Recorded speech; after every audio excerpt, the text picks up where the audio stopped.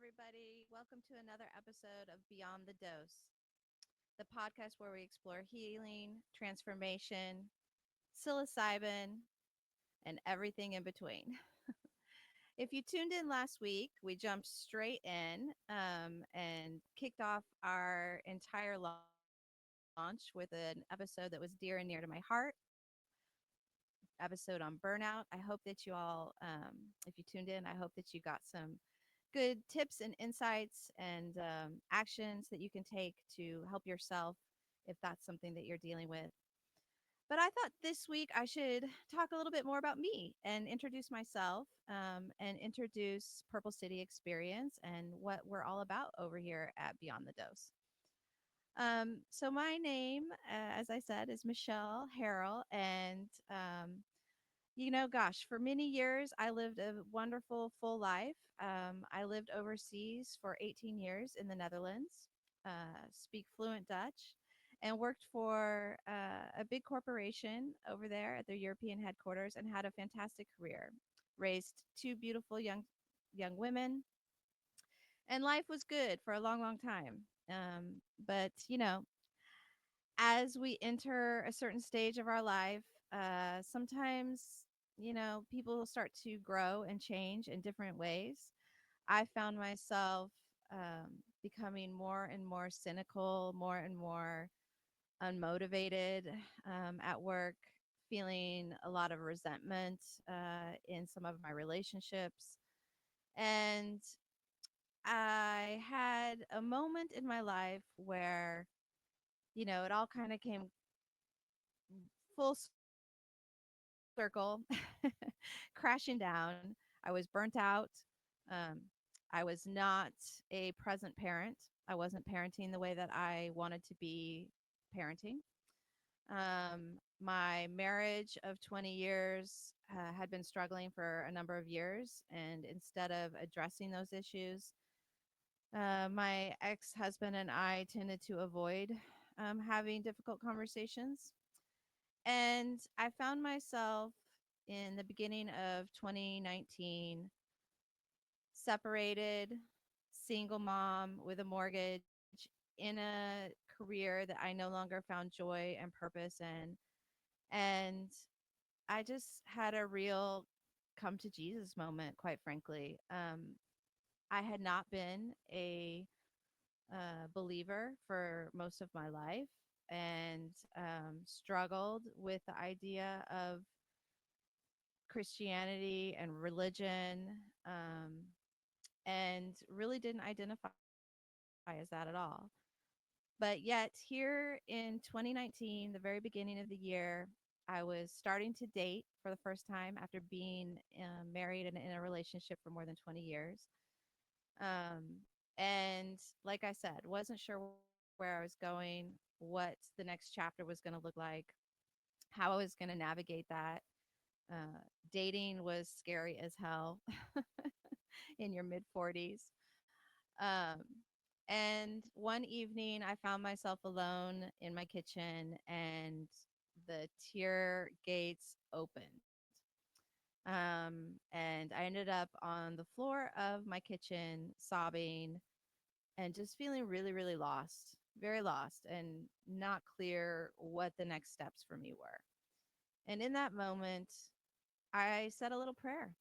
I um, I asked God to take the wheel and pretty much said, okay, I thought I was doing a really good job in my life. I thought I had everything under control.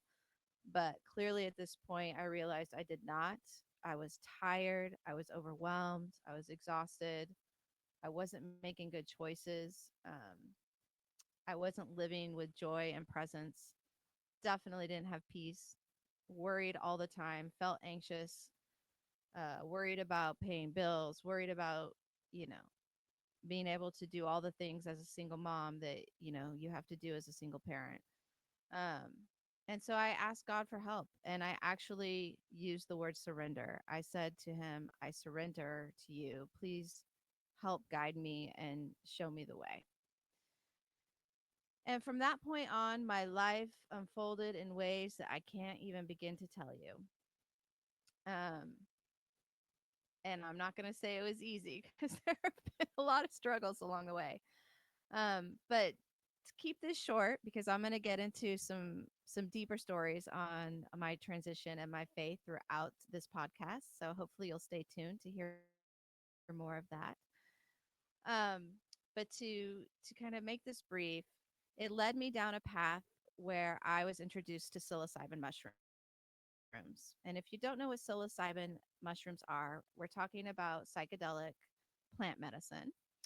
And I had the opportunity to try that in a safe environment with people that I trusted.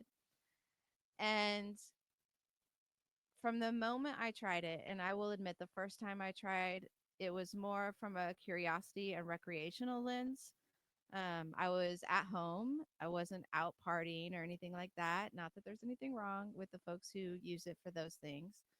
But I wasn't doing it with any kind of real intention or any kind of, I wasn't seeking anything other than a good evening. But what opened up for me, and the experience that I had that evening, which was beautiful, I realized that there was more to this medicine and to these plants than met the eye. And I was psychedelically naive. I have always been a real goody two shoes, although I lived in Amsterdam for several years. Um, I never partook of any kind of drugs or cannabis or anything for most of my adult life. And so I something opened up with me in me that first time, and I realized I wanted to do that again. And so for the next 2 to 3 years, I ended up pursuing psilocybin journeys probably 4 or 5 times. I had 4 or 5 journeys over a 3 year period. And each time I found more and more healing, more and more insights. It's like layers were, revealing themselves to me. And every journey was different. Some were hard, some were beautiful, and many of them included both of those things. But I found a great deal of healing and growth for myself through these experiences. And my faith began to develop.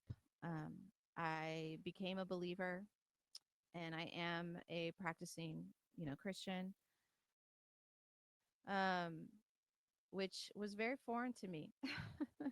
And for most of my life, something I fought very hard against. So I felt very called to want to open up this world of psilocybin medicine and healing that it can offer to the world. I felt really like I had found my purpose, and I wanted to be in service to others and help share my experience and my story, and provide a safe space for others to explore their own healing and find their own answers and find their own insights. And that's what led to Purple City Experience. So here we are. I got in Oregon. We have a legal psilocybin program. We're one of 2 states currently in the United States that have such a legal program, Oregon and Colorado, who's getting started this year. And I obtained my psilocybin license in August of 2023, and I have been seeing clients ever since. It has been the most rewarding and most humbling work of my life. And every time I have a client that has, a beautiful breakthrough for themselves and finds hope for the first time in many years, or is able to change a particular habit or behavior that they've been working on for years, gosh, it just, fills my cup. My cup overfloweth, overrunneth, whatever that expression is. And I just come home on cloud 9, and that's what I do it for.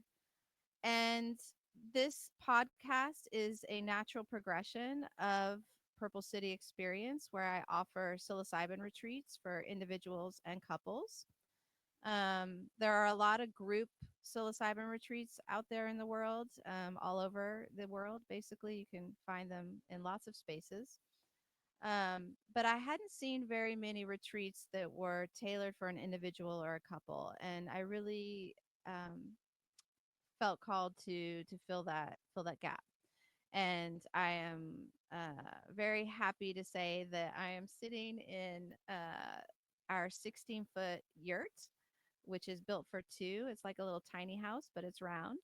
And I'm coming to you from Purple City Experience and Purple City Retreats today down here at the yurt, just to, give you a little feel for the space, although you can't see much.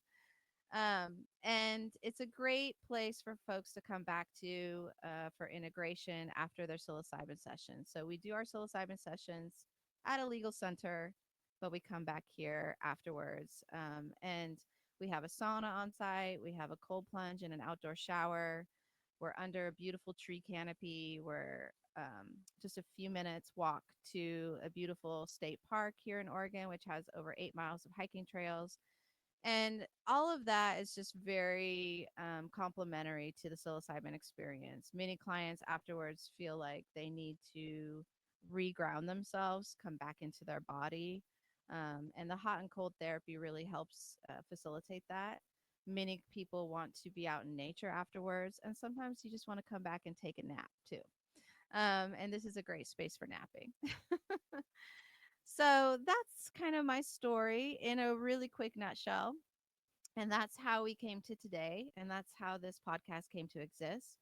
I decided that, a podcast was something that I really wanted to do. I think there's a lot of education that is needed in the space of psilocybin and psychedelics in general for mental health and for creativity and for positive impact in the world. And I want to be part of that movement. I want to help educate folks on the different uses and the different outcomes that psilocybin can facilitate. But this is not just about psychedelics. I also really firmly believe that the truth about psilocybin is that you actually don't need psilocybin. But many of us need a little help to get started. And so it's not going to be right for everybody.